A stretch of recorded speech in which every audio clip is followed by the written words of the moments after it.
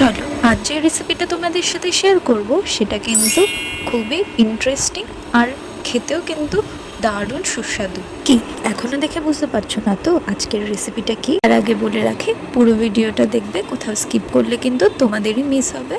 আর subscribe করে দিও। আজকে আমাদের রেসিপি লোটে মাছের ঝাল।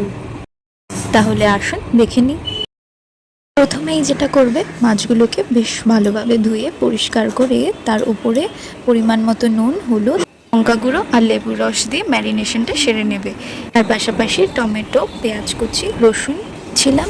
এরপর কড়াইতে সাদা তেল দিয়ে তেলটি গরম হয়ে আসলে একে একে মাছগুলোকে ময়দার ডাস্ট করে আমরা গরম তেলের মধ্যে লো টু মিডিয়াম ফ্লেমে রেখে হালকা মতো ফ্রাই করে নেব।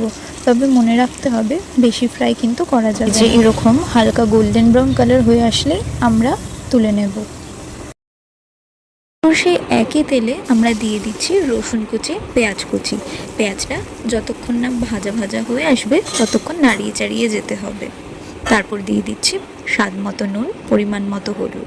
এখানে একটি মিক্সচার তৈরি করে নেব, যাতে রয়েছে ধনে গুঁড়ো, জিরে গুঁড়ো, হলুদ, কাঁচা লঙ্কা বাটা আর সামান্য পরিমাণ নুন দিয়ে মিক্সচারটি তৈরি করে নেওয়ার পর এখানে দেখতেই পাচ্ছেন পেঁয়াজটা বেশ ভালো রকম ভাজা হয়ে এসেছে। আর টমেটোটা দিয়ে 2 থেকে 3 মিনিট মতো ঢেকে রেখে ঢাকনা তুলে নিলে দেখতে পারবেন টমেটোটা অনেকটা মজে এসেছে আর তেলটাও কিছুটা দেখা যাচ্ছে।